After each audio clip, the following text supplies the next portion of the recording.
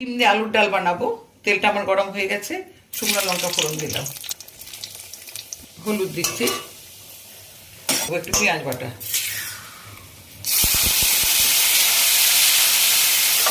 আদা রসুনের বাটা,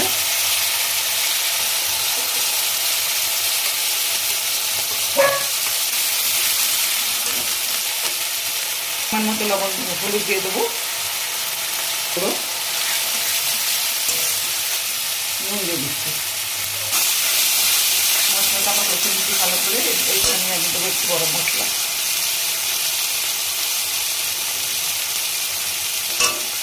আলু সেদ্ধটা ম্যাশ করা ছিল দিয়ে দিলাম, করে আলুর সঙ্গে মশলাটা কষে নিচ্ছি। এবারে আমি আলুর বাটি ধোয়া জলটা দিয়ে দেবো। ফুটে গেছে, ডিমগুলো দিয়ে দিচ্ছি। হয়ে গেছে ডিম দিয়ে আলুর ডাল।